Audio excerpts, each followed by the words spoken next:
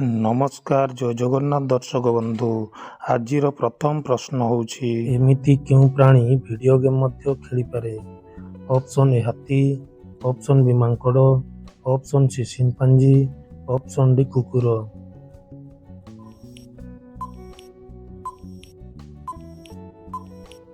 ତେବେ ଫ୍ରେଣ୍ଡସ୍, ଏହାର ଉତ୍ତର ହେଉଛି ଅପସନ୍ ସି ସିମ୍ପାଞ୍ଜି।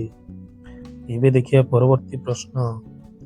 ଏମିତି କେଉଁ ପନିପରିବା ଅଛି ଯେଉଁଥିରେ ସମସ୍ତ ଭିଟାମିନ୍ ରହିଛି? ଅପସନ୍ ଏ ଗାଜର, ଅପସନ୍ ବି କଲରା, ଅପସନ୍ ସି ଆଳୁ, ଅପସନ୍ ଡି ବିଲାତି।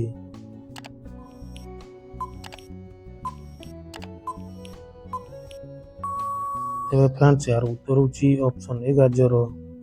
ଏବେ ଦେଖିବା ପରବର୍ତ୍ତୀ ପ୍ରଶ୍ନ। ପ୍ରତିଦିନ ଆଳୁ ଖାଇବା ଦ୍ୱାରା କେଉଁ ସମସ୍ୟା ହୋଇପାରେ? ଅପସନ୍ ଏ ମୋଟାପଣ, option B acid, option C cancer, option D ମଧୁମେହ ରୋଗ।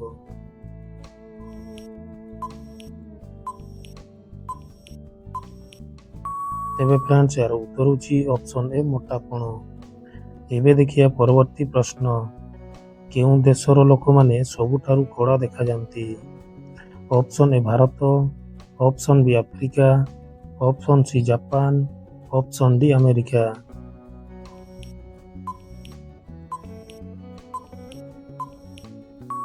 ତେବେ ଫ୍ରେଣ୍ଡସ୍, ଏହାର ଉତ୍ତର ହେଉଛି ଅପସନ୍ ବି ଆଫ୍ରିକା। ଏବେ ଦେଖିବା ପରବର୍ତ୍ତୀ ପ୍ରଶ୍ନ। ବାସି ମୁହଁରେ ପାଣି ପିଇଲେ କେଉଁ ରୋଗ ଭଲ ହୋଇଯାଏ? ଅପସନ୍ ଏ କିଡନୀ ସମସ୍ୟା, option B cancer, option C blood pressure, option D ପେଟ ଯନ୍ତ୍ରଣା।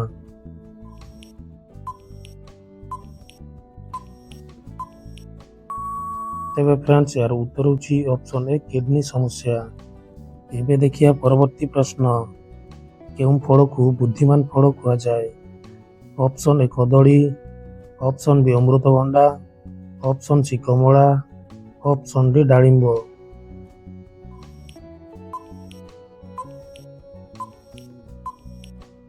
ତେବେ ଫ୍ରେଣ୍ଡସ୍, ଏହାର ଉତ୍ତର ହେଉଛି ଅପସନ୍ ଏ କଦଳୀ।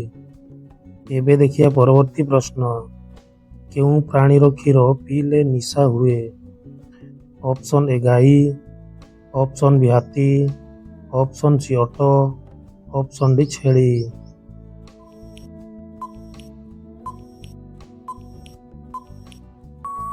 ତେବେ ଫ୍ରେଣ୍ଡସ୍, ଏହାର ଉତ୍ତର ହେଉଛି ଅପସନ୍ ବି ହାତୀ।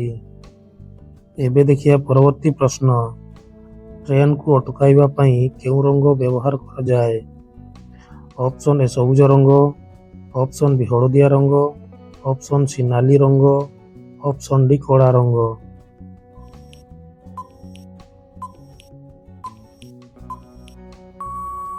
ତେବେ ଫ୍ରେଣ୍ଡସ୍, ଏହାର ଉତ୍ତର ହେଉଛି ଅପସନ୍ ସି ନାଲି ରଙ୍ଗ। ଏବେ ଦେଖିବା ପରବର୍ତ୍ତୀ ପ୍ରଶ୍ନ। ସାବୁନ ତିଆରିରେ ତେଲ ସହିତ କ'ଣ ମିଶାଯାଏ? ଅପସନ୍ ଏ କେଶର, option B caustic soda, option C powder, option D କ୍ଷୀର।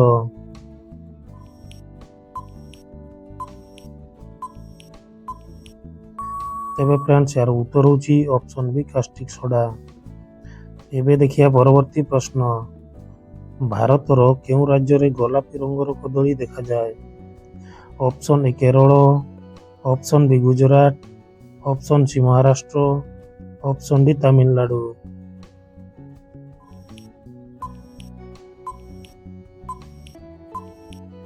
ତେବେ ଫ୍ରେଣ୍ଡସ୍, ଏହାର ଉତ୍ତର ହେଉଛି ଅପସନ୍ ଏ କେରଳ।